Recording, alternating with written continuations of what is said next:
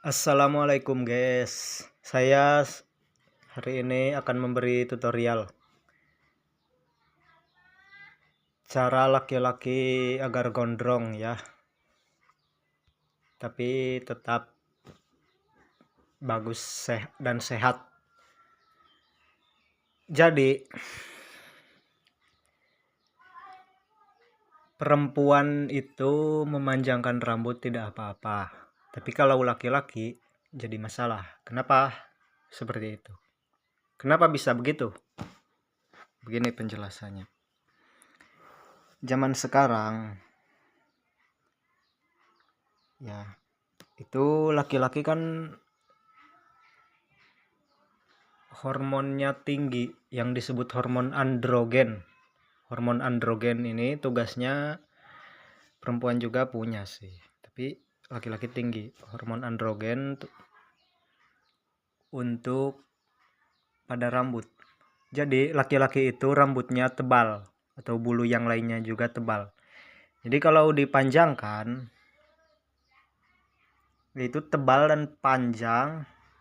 Masalahnya itu kalau panjang dan juga terlalu tebal itu akan memberatkan pembuluh darah sehingga memanas. Jadinya kalau sudah terberatkan seperti itu rusak, akarnya rusak, terlalu berat kinerjanya karena ya panjang ya tebal gitu.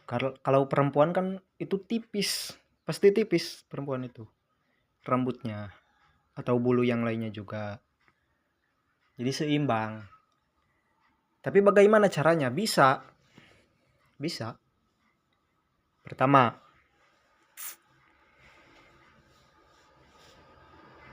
laki-laki itu kalau mau gondrong harus 30 tahun dulu. Kalau di bawah usia 30 tahun itu jangan gondrong, jangan. Itu sama sekali jangan. Lebih baik botak saja sekalian. Karena usia muda itu hormonnya tinggi, termasuk juga hormon androgen yang tadi. Sehingga kalau laki-laki gondrong di bawah usia 30 tahun itu rambutnya sangat tebal. Sangat tebal. Berarti panjang dan juga tebal. Kinerja pembuluh darah sangat terberatkan.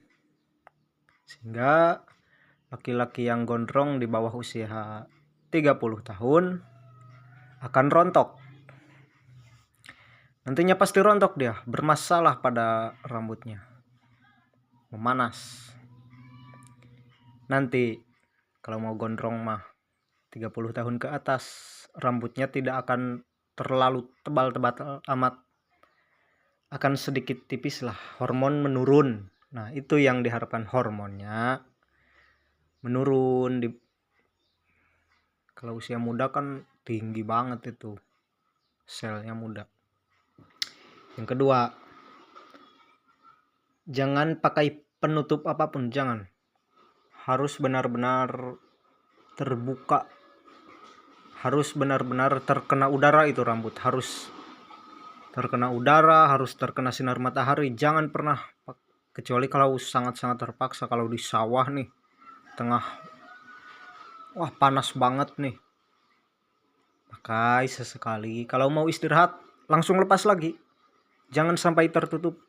Karena ya tadi sudah disebutkan, laki-laki itu rambutnya sangat tebal, memberatkan pembuluh darah, sehingga pembuluh darah memanas. Kalau sampai tertutup, pakai topi nih, laki-laki kan pakai topi identik banget kan. Kalau perempuan mau pakai kerudung tidak akan jadi masalah, rambutnya tipis banget. Yang ketiga, kalau mau gondrong ya kepada laki-laki, jangan melebihi sebahu. Kalau melebihi sebahu langsung potong lagi. Pokoknya begitu. Ya, yang keempat biasalah. keramas tidak sih, seminggu sekali lah keramas lah. Jangan sampai tidak ya, itu pasti bakterinya menumpuk. Kulit kepala kan kalau makin gondrong itu makin ini ya, yang disebut pergantian sel pada kulit kepala, sehingga banyak sel kulit mati. Itu adalah satu-satunya penyebab ketombe, itu satu-satunya. Jadi itu dari seperti pori-pori yang menghasilkan keringat di area rambut kan, sehingga pergantian sel itu cepat, pergantian sel kulit. Jadinya banyak sampah-sampah sel, sampah-sampah kulit mati. Itu makanan bagi bakteri, itu penyebabnya kutu dan masalah semuanya, bau. Akar masalahnya dari situ, dari pergantian sel, pembaruan sel. Kalau sampai tidak dirawat, wah pasti bau dan segala masalah lainnya, gatal gitu. Bukan selalu berteman katanya sama yang punya kutu, tidak. Justru sel tubuh kalian sendirilah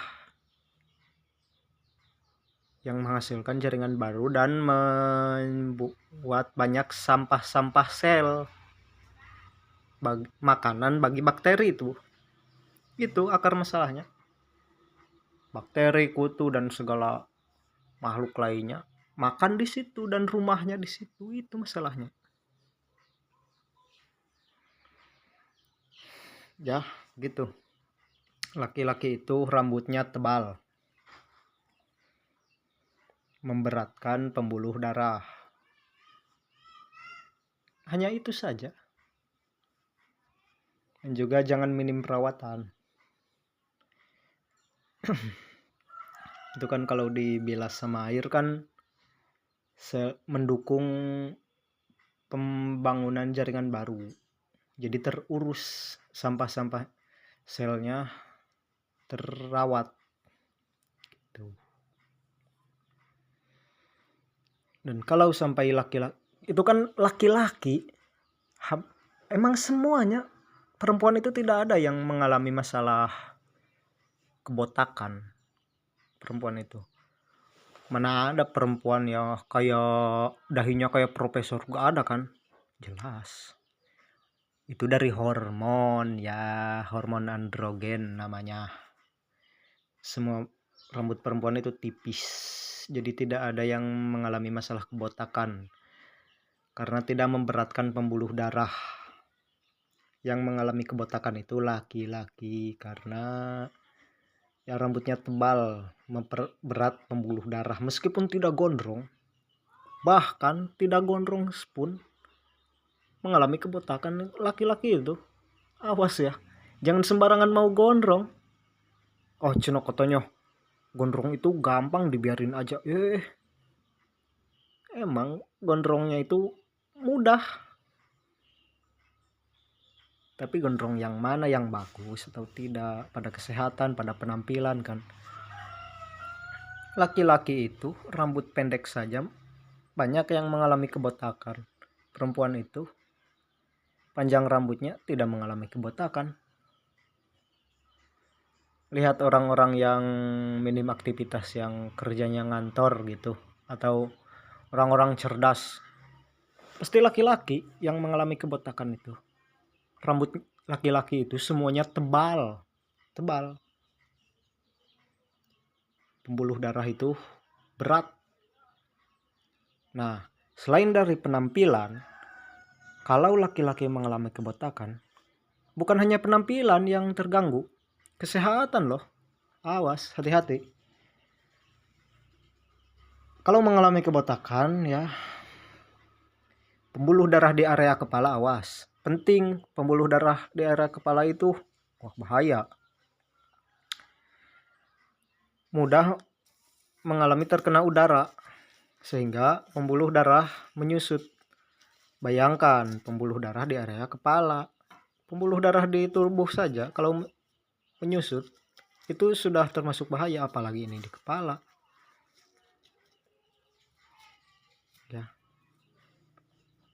Jadi begitu, kesehatan bukan hanya kesehatan, bukan hanya penampilan, tapi kesehatan itu berbanding lurus ya.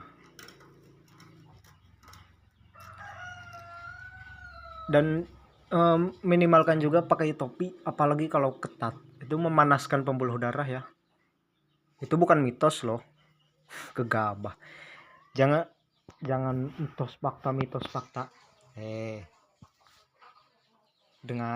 Dengarkan dong penjelasannya. Jangan asal mitos, asal fakta, asal mitos, asal fakta. Pemahaman. Ngapain debat mati-matian, mitos fakta, mitos fakta, rambut panjang bikin kebotakan, mitos atau fakta?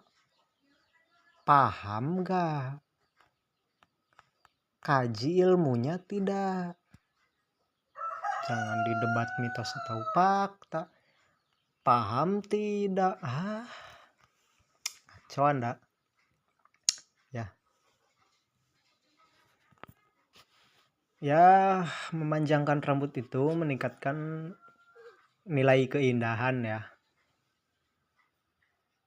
Tapi nilai keindahan itu bisa sirna kalau mengalami kebotakan. Hahaha.